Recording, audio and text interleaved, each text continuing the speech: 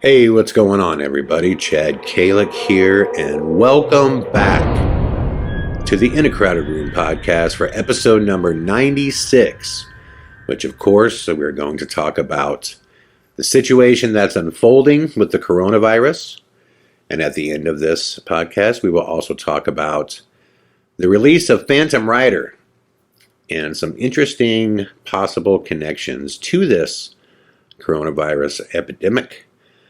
But before we get to that, I just want to thank you guys for standing by me. I took a month off as I just had too many things going on at once, and it was only made even more difficult by the fact that my father, unfortunately, is really suffering right now with his health. And it's not something I want to go into right now because I don't want to make all you guys sad, and I don't want this to be that podcast. And that podcast will come. There will be a time where I talk about it all in detail, probably sooner than later. And but what you guys should know is that it just meant a lot to me that so many of you were like, "Hey, man, take whatever time you need. Family first." That type of thing. So it just meant a lot. For those of you that have seen Phantom Rider already, that have sent me all of your kind words and compliments, that meant the world to me. If you've watched the film, you know what Craig and I both and our families went through to make that movie and what we're currently going through, which we will come back to. But I also just wanted to say this. I was super, super surprised that throughout this break, I thought for sure that I would just lose subscribers or listeners, and it actually increased, which is, I just want to thank you for that again, too. That's huge. As you guys know, I don't really make money to do this at all. I do it because I love the back and forth with you guys. I love sharing ideas with you. I love hearing your ideas. It's truly a passion project. So to see that you're enjoying it and that you're spreading the word, that's awesome. So thank you guys. And the last thing I'm going to add really quickly, because, I'm a detail freak. If I sound a little weird, as you guys know, I mentioned before in a couple other podcasts that I had a couple surgical dental procedures, dental surgeries that I had planned. And my most recent one actually occurred before all of this, coronavirus stuff broke out, and it was an implant. And I am just waiting for, what do you call it? The crown. Sorry. I'm just waiting for the crown. And they have it there. I just haven't been able to go down and get it put on because they are in lockdown right now. So it's the front tooth on the right side of my mouth. And because I'm missing that crown, my S's sound a little breathy. So if you notice that I'm sounding a little weird, that's why. But hey, I'm doing my part throughout this, and my part is to be a storyteller. And I wanted to get this podcast out here for you so we all have something to listen to while we are on lockdown. And I am going to continue to do my best every day of this entire lockdown to have a new podcast for you every single day. Don't hold me to that, but obviously I'm going to try my best because, again, like I said, I want to do my part, and this is what I can offer. This is what I can bring to the situation, and hopefully make all of your guys' lives a little more enjoyable and make the time a little easier to pass as we all chill out at home here. Because if you don't think that the whole nation's going to be on lockdown really soon, you're wrong. It's coming. I'm telling you, it's coming. My guess would be by Monday. But having said that, let's talk about this, the coronavirus. I first heard about the coronavirus probably a month ago, maybe 6 weeks ago. And it might have been on a Joe Rogan podcast. They had mentioned it, and Rogan was showing some footage of the Chinese out in the streets with these guns that were shooting, this foam. And I guess it was supposed to be disinfectant foam. And it looked straight out of a sci-fi movie. It was like, what the hell? And then they had footage of these drones that were literally finding people and telling them to go home or else they were going to be arrested. Like full on martial law, and in China, you can get away with that shit because, the Chinese government, let me make this very clear before we get into this. I am in no way against Chinese people. I have no issues with the Chinese, but the Chinese government I have issues with, just because they are, obviously renowned for giving zero fucks about human rights. And the way they've handled this whole thing, we're going to talk about here in a second, has just been mind-blowing. But when I first heard about it, it was like, oh, well, there's this new flu bug, this new virus that's out, and it's killing people, but, it has the potential to get bad, but it seems like, China kind of has it under wraps. That was the initial narrative that came out. A few other countries have it, and we've seen this before, right? We've seen this with Ebola. We've seen this with SARS. We've seen this with, all kinds of shit, mad cow. We've seen this, this happens where you get these strains, and we've even seen, really brutal versions of the flu. I mean, I had the, what was it called? The H1N1 flu. I actually got that when that was going around, and that was brutal. That knocked me on my ass. And, so we've seen this before. When I initially heard about it, I wasn't that concerned. I wasn't. And then if you remember, it kind of went away. It dropped off the radar of the media for a good, probably 3 weeks. And then it started coming back again. Now, this was interesting to me because for 6 years, I was a professional journalist. I worked for the Ames Daily Tribune. I did string writing for the Des Moines Register. I did string writing for USA Today on campus. The Iowa State Daily I was an editor for.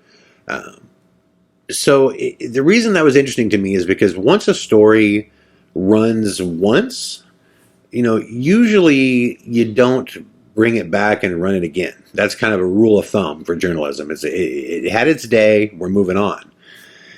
So when it started coming back again, I was like, okay, well, this is interesting.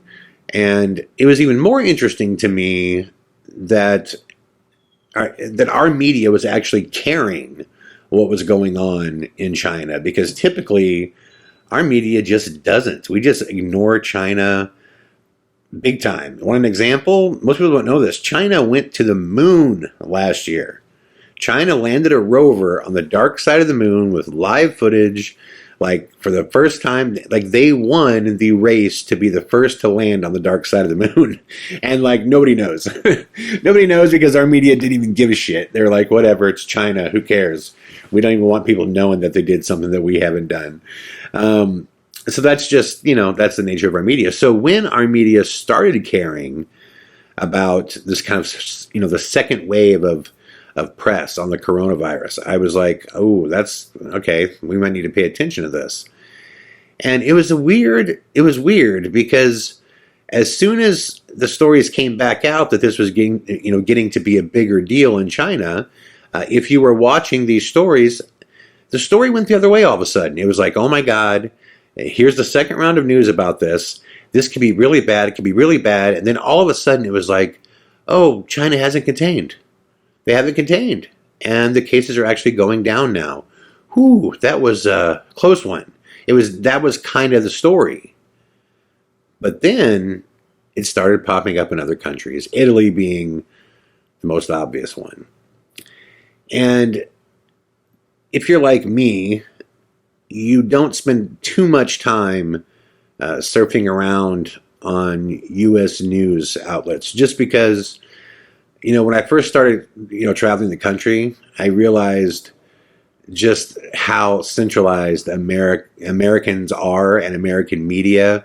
Like, we really do look at the world as it relates to us. And it's one thing that, man, you don't realize that until you start going other places and you start understanding how the world views America. And then you start understanding why they view America the way they do. And we have a very kind of like centralized viewpoint of the world. And so a lot of times I try to get my news sources from overseas news sources, a lot of European news sources, to try to figure out what is actually going on.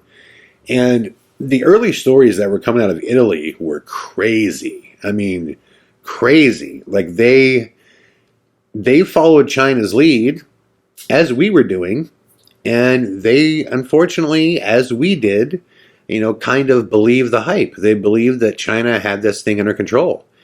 And they didn't realize that this thing was raging. And they were way behind in reacting. And before it's all over, Italy is going to lose some real lives. I mean, they lost 700 today. I mean, today, right? If this thing jumps to 1,000 tomorrow and they start losing 1,000 lives a day, I mean, in a month from now, if they maintain that rate, that's like, we lost 55,000 in Vietnam. So we're talking about some serious numbers. The potential could be some serious numbers. But still, even then, I don't want to freak out about this, because I was like still looking into it going, well, we are on the other side of the world. And, America is, incredibly wealthy. And we do have a pretty strong ability to react quickly to problems. But what did started concerning me is our privatized healthcare system. That it's kind of set up, because it's privatized specifically, it's kind of set up on a, need versus the dollar, meaning it's set up to take care of those who can pay for it. And there's not a lot of ability to just handle large groups, period. And that's what we're seeing right now. We're seeing that, and really, to be completely fair and honest, no country is set up where they can just handle a pandemic. I mean, that's just, you're never going to get to a country that has, so many open beds just sitting around to, handle 300 million cases or 100 million cases or even 50 million cases. But the thing about privatized medicine is it's really built on the back of the economy and those who can afford it. And in America, there's a lot of people who can't. And my first thought was, this is going to be brutal if it really takes off here. Just because in countries where healthcare is socialized, by the nature of that, machine, the socialized machine by nature is built to handle more cases. Because if everybody knows they can go to the doctor, more people are going to go to the doctor when they're sick. Versus in America, you got to think of how many people in America, do not go to the doctor when they're sick because they don't have health insurance. And it's a pretty astronomical number. Half the time when I'm sick, I don't go and I have health insurance. And I only have it because it's through Laura. So that was my first kind of thought was, this could get bad. But, again, we can respond quickly, and I'm thinking it's not going to be that big of a deal.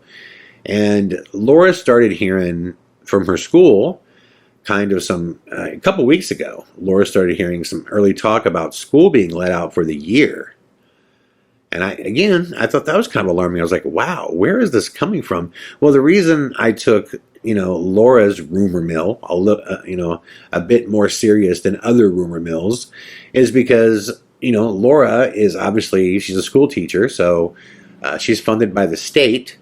So the people that are going to be creating the rumors in her circle, a lot of them are from the state and will have, they'll be getting their rumors from the top down. Obviously, the state being connected to federal. So I remember us just sitting around talking about it, and Laura's like, I really think this thing's gonna take off and be a lot bigger than people think. And Laura is very emotional, and she's very reactive about this stuff. And she was getting to the point of tears. She was freaking out. She was like, you don't understand. If they're talking about letting out school forever, Che, you don't know what that can mean. It could mean do you know how many people could die from that? And she's like really panicking. And it broke my heart, man. I'm just like, okay, calm down. And I thought to myself, the one guy that I know, there's two guys in my life that I know that are extremely well-traveled, one being my manager, Kurt, one being my partner, Thomas. And so I reached out to both of them. And but my partner Thomas sent me back this absolutely mind-blowing email that God, I should probably read the whole thing, but basically he just said, um, he kind of looked at it from this email, kind of, looked at it from all views. Is it a conspiracy, which we'll get into that? Is it a leak, a leak of a bioweapon, which I think there's a lot of legs to that theory, and I'll get into why. Or is it just the planet and a natural act of attrition? I mean, the one thing that Thomas pointed out is that, most people are living a lot longer than they have in the past. And it's not because they're in better shape. That's one thing in his email that made total sense to me. It's just because, medicine has advanced and it's gotten to the point where people can live unhealthy lifestyles for much longer. And that creates a problem. It creates a problem for the world. I mean, the one thing that nobody likes to take a look at is that, mankind is on a collision course with itself. And it has been for a long time. Population is grossly out of control. Grossly out of control. And it's not even that the world doesn't supply enough food and resources for the amount of people we have. It's that the processes aren't in place to supply the people with the resources that we have. And when that happens, something's got to give. The dam has got to break. And whether it is through, war that breaks out, or whether it's through the leak of a bioweapon or a natural, a natural strain of some kind of virus, or just the ignorance of mankind, nuclear weapons, like at some point, something has to give. So this could be, just attrition. It could be just happening that way. But, his stance was kind of like, you have to take these things as they come. It doesn't make any sense to freak out about them and lose your mind over something when you don't even know the facts. No one even really knows what is ultimately going on. And the worst thing you can do is just respond with fear, because fear is contagious. Fear is a lot more deadly than a virus. I mean, fear can create situations that take lives real fast. And that's kind of, I think, what we're going to be facing more so than a virus. I think the virus numbers are going to come, but I think the real issue here, man, I think it's going to be social or civil unrest. And the reason I say that is I live in a city, there's approximately 11 million people in the Los Angeles basin, okay? And this city is, like a lot of big cities where, the wealthy control, most of the money in this town. There's a big, big, big difference, a big margin, a big income disparity between the wealthy of California and the poor of California. There's not much of a middle class. And the reason that's scary to me is because when you're the person that is really poor, and you're struggling to get by, and now your mother or your grandmother or your wife or, God forbid, your child gets the coronavirus and they pass away. Again, this is happening every day now. This isn't a maybe. These things are happening. I know from my own situation with my father and his illness right now, there's that natural anger at God, anger at the world that you get where you're just like, this is so unjust. This is so unfair. This is so unfair. Now imagine that happens. You lose your child, your wife, your husband, your mother, your grandmother. And then the government is saying, well, we didn't start the virus here. It came from over there. And by the way, there's a bunch of theories as to how this really happened. No one even knows. So now you don't even know the real reason why you lost a family member. And on top of that, now you have your government, whether it's state, federal, whoever, telling you that you can't leave your house. Now, I know it's not martial law because, let's be honest here, they can't. And I agreed with Thomas about this too. We were talking about that, like online. They're not going to instate martial law because they can't. There's not enough manpower for that. And there's one place in the world that you don't want to bring martial law into account. It's America. I mean, there's a reason why the Second Amendment exists, and unless they wanted, just blood in the streets at ungodly levels, then there's not going to be martial law. But they can do things, obviously, to make things difficult. I mean, just being told what to do, when you've lost a loved one and it just seems incredibly unjust, just somebody telling you what you can and can't do can be enough to send somebody over the edge. And it's not going to be that long before, the disenfranchised wake up and realize that there ain't enough police to protect stores. And like we've seen this throughout, like the looting's going to start. At some point that's going to happen unless this gets resolved real soon. Now, I think anybody with half a brain could realize that these checks that are going out to people, that's buying time.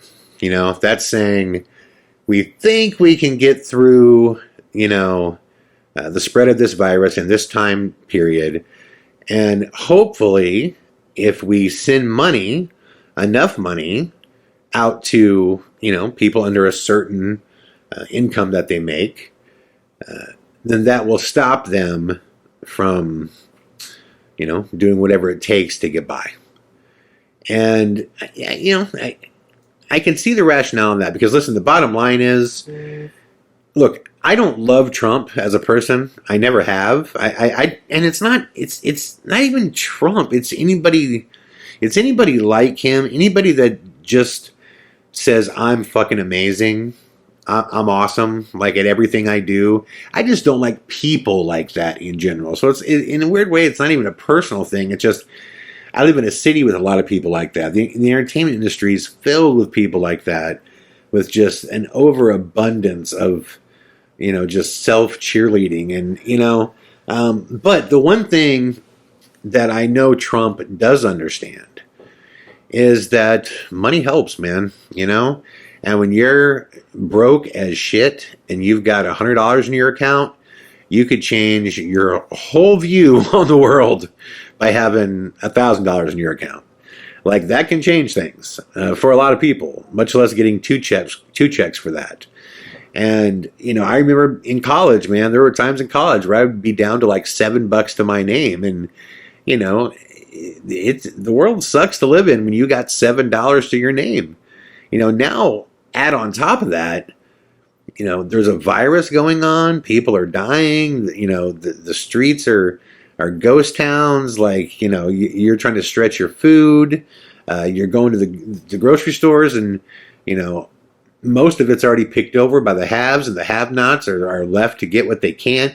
Like, that's my concern with all this. The virus itself is going to be what it is. I mean, the one report that nobody's really talking about is that the virus doesn't seem, from the reports, that much deadlier than this year's flu virus. It is deadlier. It is killing a higher percentage of people, but it's not killing like 100% higher. It's not killing like, it's not like 100%. If 100 people get it, 90 people die. You know what I mean? So I think, obviously, we're going to have lives that are lost from the virus. But man, the bigger concern is just the collapse of the nation, the collapse of the banking industry, the collapse of industry, period. I was just talking to my neighbor about this, and they're like, man, I wonder how long it's going to be before they shut down the banks or the post office or the grocery stores. And I said, man, when that happens, when that day comes, then it's fucking Mad Max. Because the infrastructure has to remain. It has to remain. There's some things they can't shut down, and they're not going to. The U.S. will print as much money as they need to print to keep everything rolling, and we've proven that, right? Remember that when Afghanistan started, we were in like a financial collapse. We were like in a free fall. We were in a recession, and we found $3 trillion to go to war by just printing money. That's what we do.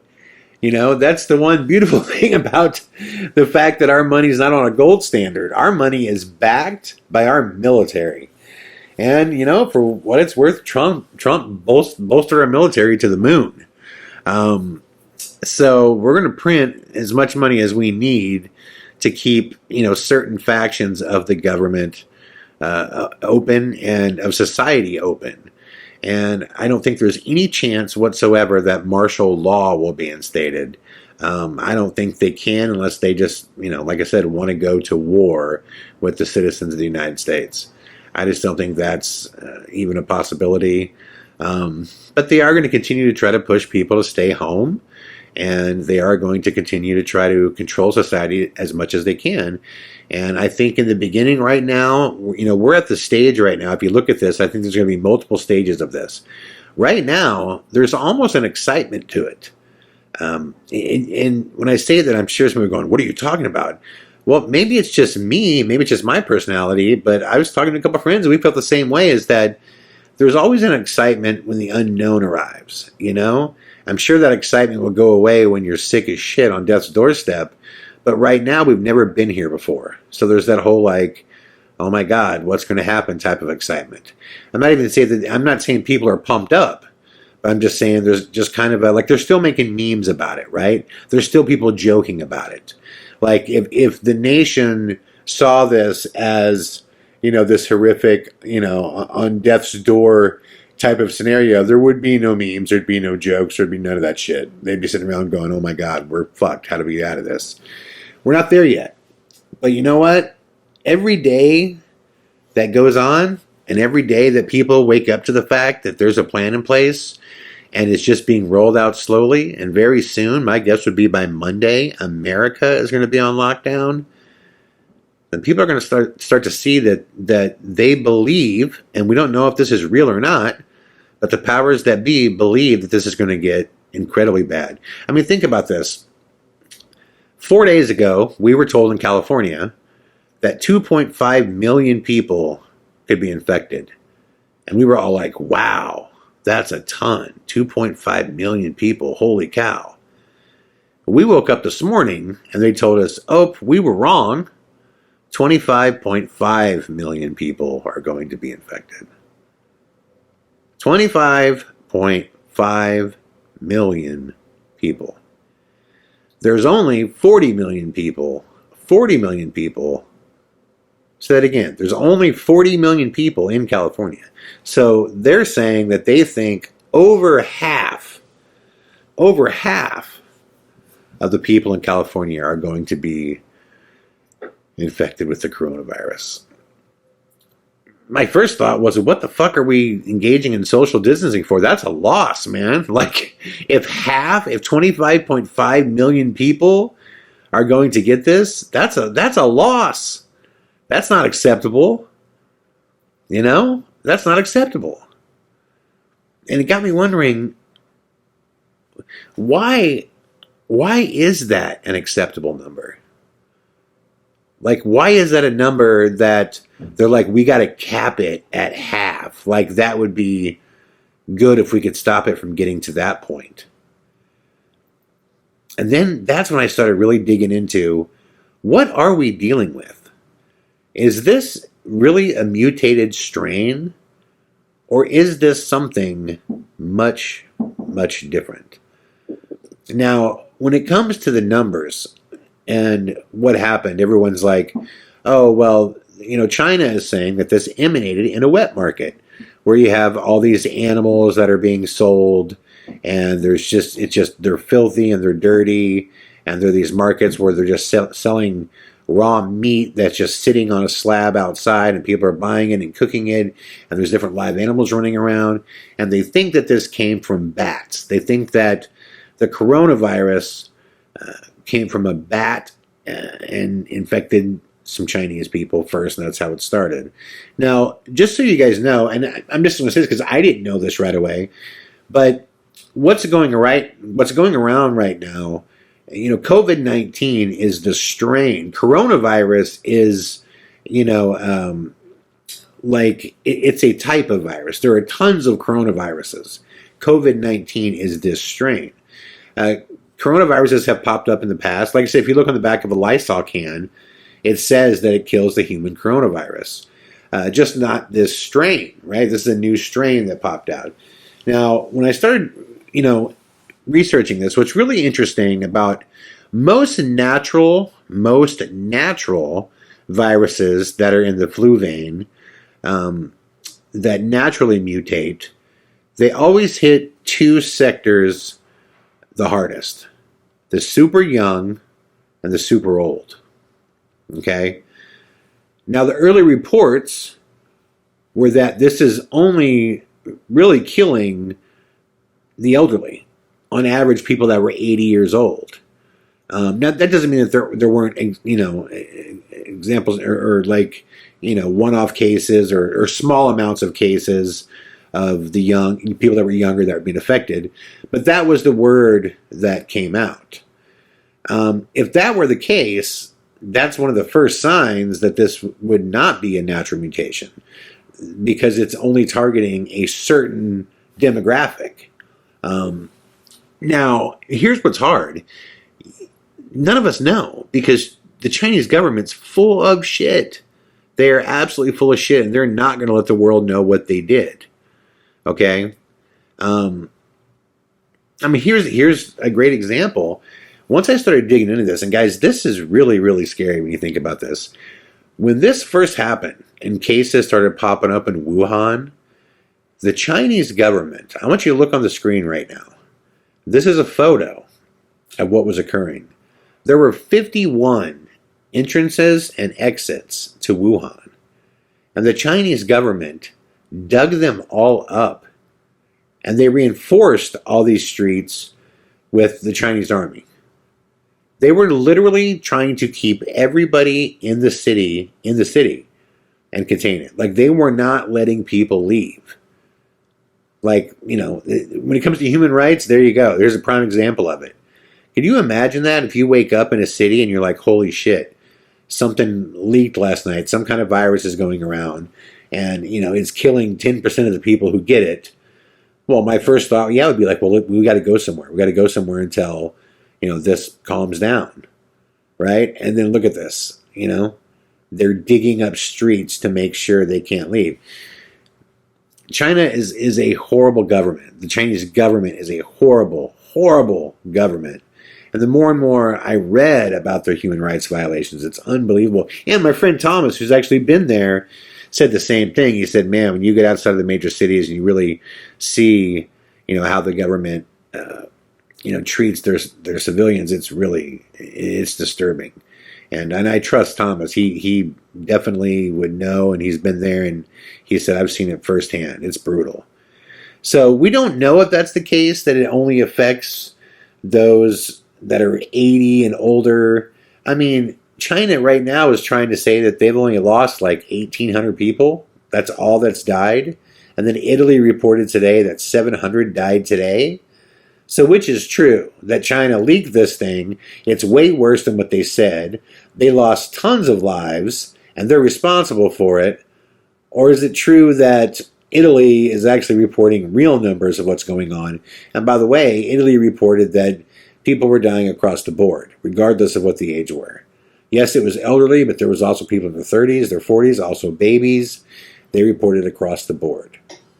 So I was like, okay, well, we can't really, based off Chinese information, we can't really get an idea as to what we're talking about here. So I just started digging and reading and following the rabbit hole until I came to a really, really crazy story, which was in 2017. In 2017, U.S. molecular biologist Richard H. Ebright expressed caution when the Wuhan, WIV is the name of it, okay, expressed caution when the WIV was expanded to become mainland China's first biosafety level 4 laboratory, noting previous escapes of the SARS virus at other Chinese laboratories. Now, he basically says here, while Ebright refuted several conspiracy theories regarding the WIV, he contends that the possibility of a bioengineered weapon leaking from the WIV facility could not be completely ruled out. This is 2017. This guy said this specific facility. Now, most bioweapons facilities, they're not on the mainland for obvious reasons. Most countries that have bioweapons facilities, they find a way to either put them so far in the middle of nowhere in case something breaks out, or a lot of times they're just offshore. Well, in Wuhan, the WIV plant, this is in China's mainland, in a city with 8 million people. Okay? 8 million people. You guys understand? That's almost as big as Los Angeles. Wuhan is almost as big as Los Angeles, and they have a bioweapons engineering facility right in the middle of it, in which this U.S. molecular biologist warned in 2017, said, look, man, these guys have already leaked stuff before. This new facility was not built from the ground up to house this. They just added some things to it to make it a, quote, level 4 safety facility, which he said is not up to par. So this guy's predicting that this was going to happen. He was predicting it was going to happen. So which makes more sense, guys, that, there's a natural mutating strain of the flu that just happened to get here and this is all going on? Or does it make sense that China fucked up and leaked this and didn't want the world to know and tried to downplay it? Because they're going to go through it no matter what. Once they leak it, they're going to go through it no matter what. So they got to start thinking about what is their role going to be when it's over. So it's not like they just gave everybody a heads up as to what's going on. Because they don't want the world to know that, obviously. To me, it just makes complete sense. It makes complete sense that this is a bioweapon. The rate at which it's spreading is unbelievable. Unbelievable. I mean, the flu doesn't spread this fast. I mean, if that's not engineered, then what the hell? And what freaks me out about this is that when there is an obvious need for an answer, but nobody has it, and no one is offering that answer, then you know it's being covered up. Like, why do we not know for sure where this started? For sure. Everyone wants to know, but there's no answer. It's just kind of like their basic answers about the virus that no one's giving. If you get the virus once, can you get it again? Is it like other viruses where once you have it, you have it? Because that's how the flu shots are. When you get a flu shot, it's just a dead cell that's infected with that strain of the flu. So basically you get a mild version of it, and then your body has resistance to it. But I've heard tons of people ask of that question, and no one's answering it. No one's answering it. Why?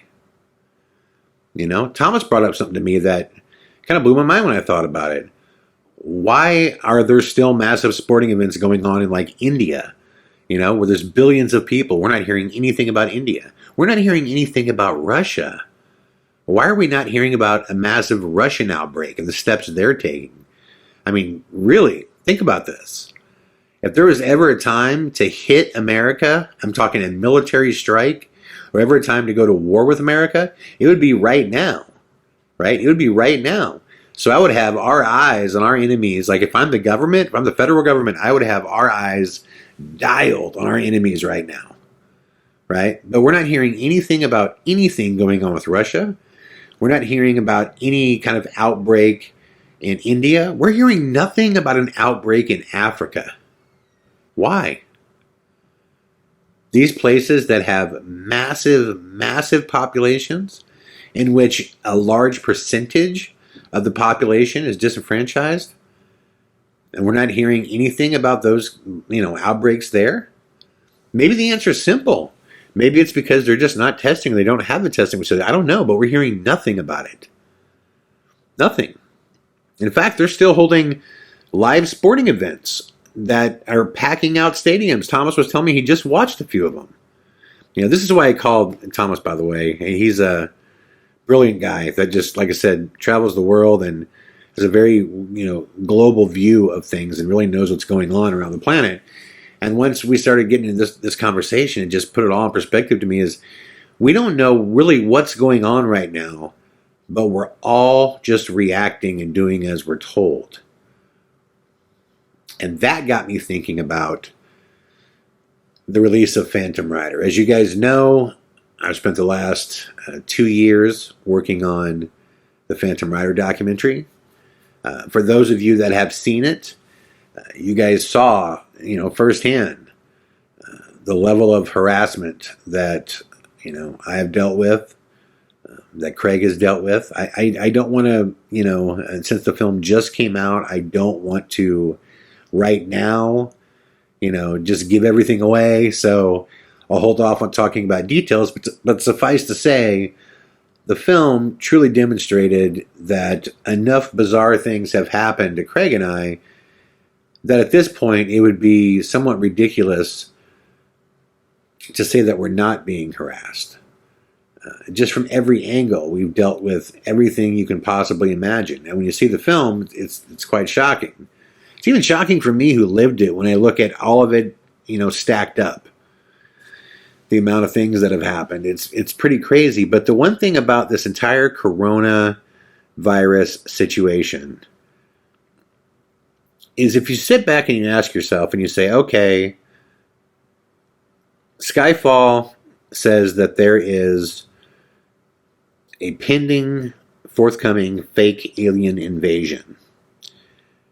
And the reason there, is going to be one is because the energy elite, the industrial military complex, the leaders that are behind those industries, they want a one world order. They want one leader to, run the planet, essentially the New World Order, right? Well, if that were to happen, and if, the world believed that aliens were going to show up and attack us, what would people be saying? Would they be saying this? And that's what's so crazy. It's like this is a time where you put down your differences. Whatever I'm communist. You capital, whatever that is. The differences. This is not the time to settle those differences. This is a time that it's a global threat. A global threat. A global threat. If we thought a pending alien invasion was coming and we were going to be attacked, this is exactly what everybody would be saying. They'd be saying it's time to put our differences aside. It's time to come together. It's time to just, fight for humanity, for humankind, for the human species, for the human race, right?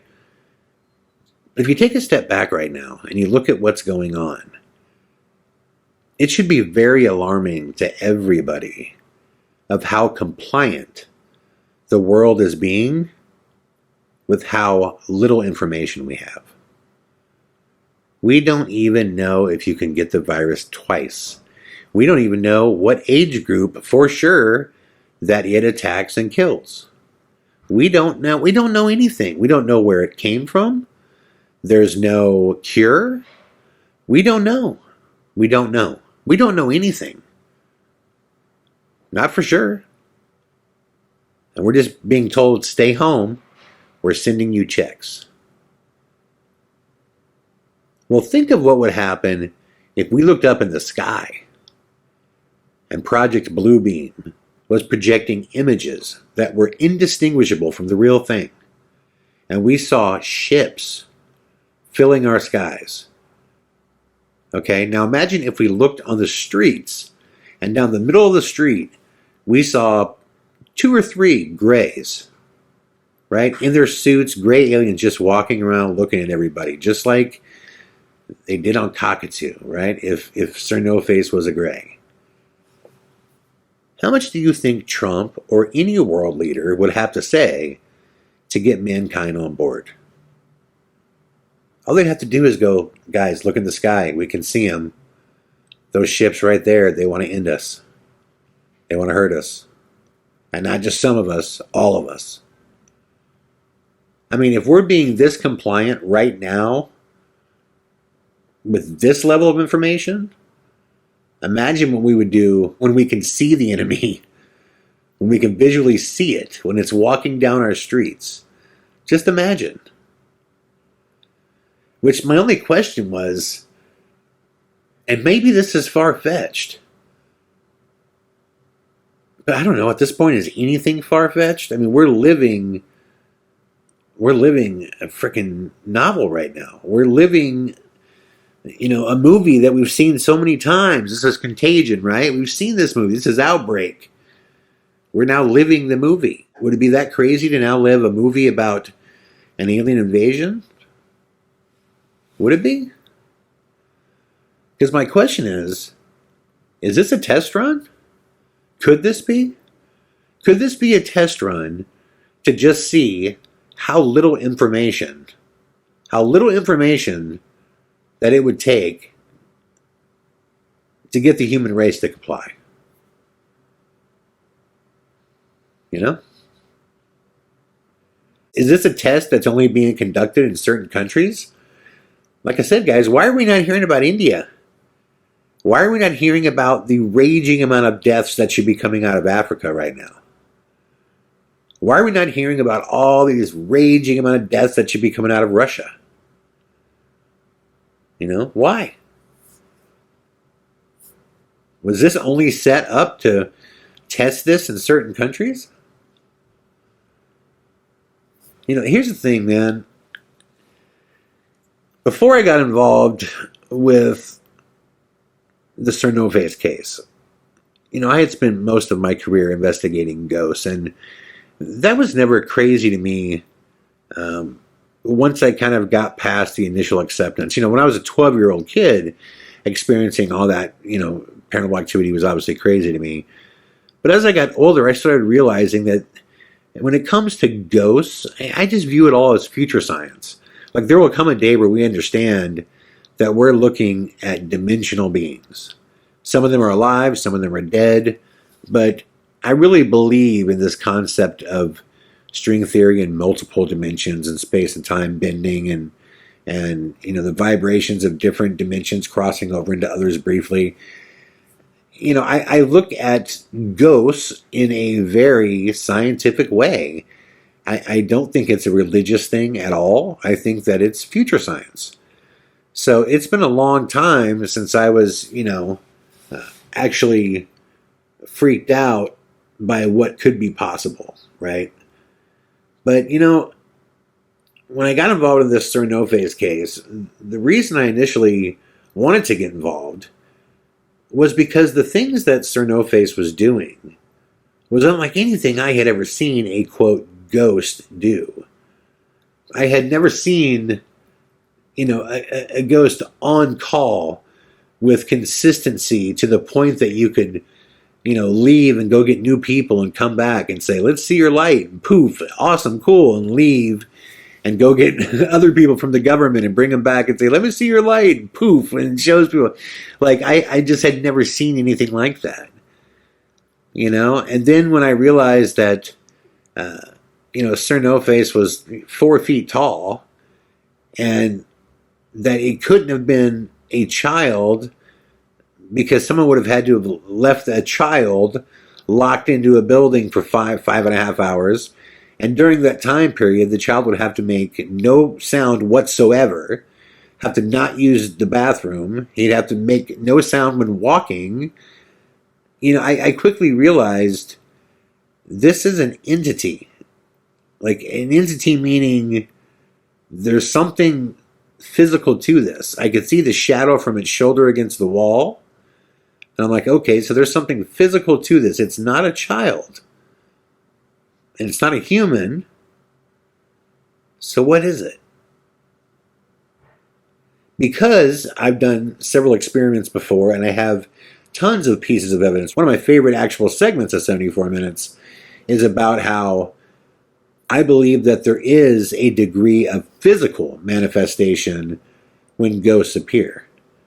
Meaning if you shot a laser light down a hallway and, a 10-foot shadow person crossed by, that light would hit that shadow person, there'd be some form of dissipation on the other side. Something would stop photons. And on one side you'd see the light as it came out, the laser light perfectly bright, and on the other side of the spirit I think you'd see a much dimmer version of the light. And the reason I say that is because I've actually seen shadow entities. I've seen them step in front of lights and black the light out. When I know for a fact that it wasn't a human being. I know it wasn't a person. So when I saw that No Face had a degree of physical manifestation to it, that didn't make me think that it wasn't a ghost. I actually still was kind of sticking by that theory. You know, it really was the audience saying, I know you don't want to look at it, man, but you got to relook at it because all that stuff that happened. I just didn't want to go back into it. I didn't want to go back into the whole tattooed face man, and and then obviously Skyfall eventually happened. It's just everything that I feared would happen if we took a look at this from an extraterrestrial lens. Everything I feared would happen, it all happened, and now I find myself living it.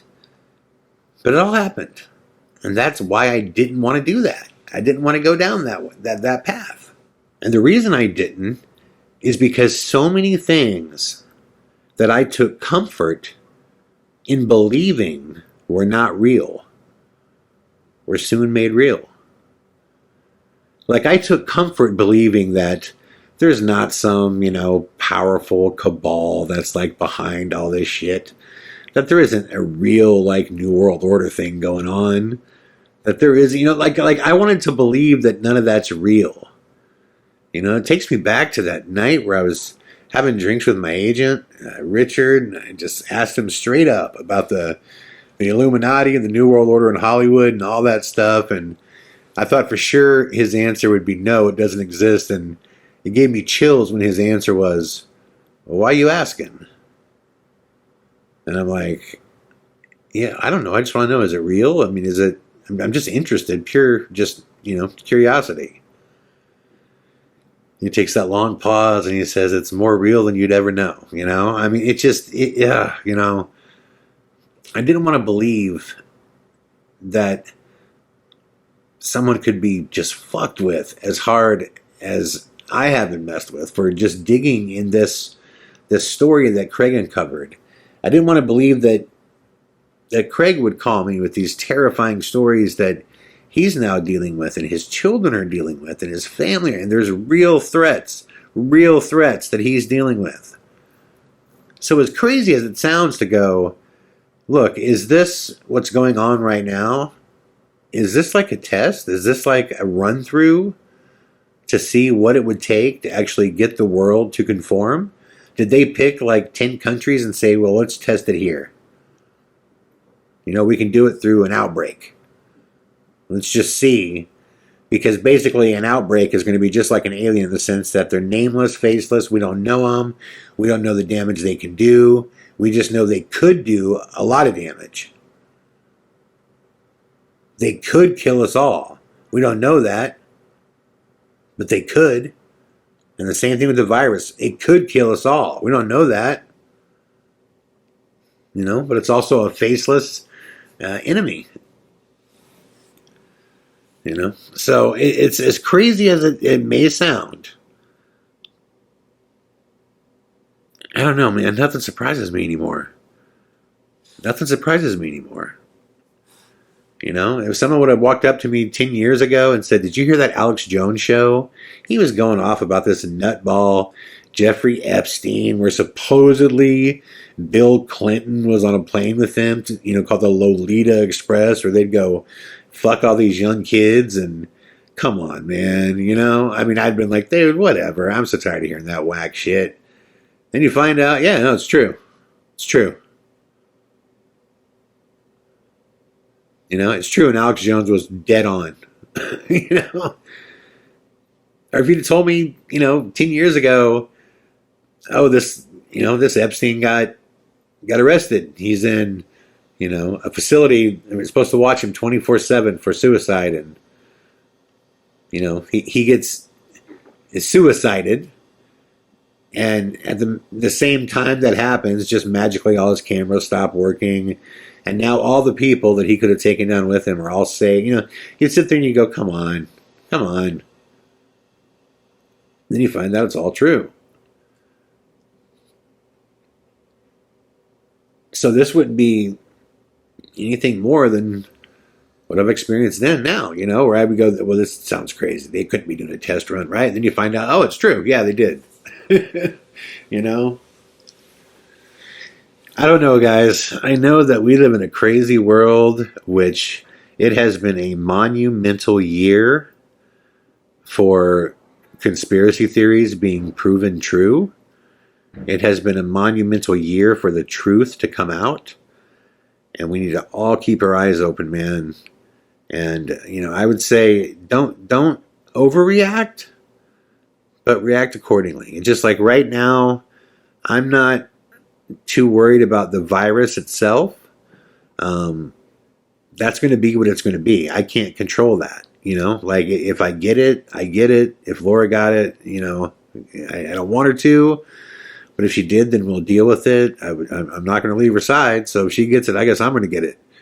And, we'll deal with that as it comes. But, I got my eye, on the southeast of my house. When I look in downtown, when I start seeing smoke pouring out of downtown, that's when I hop in my car and get the fuck out of Dodge.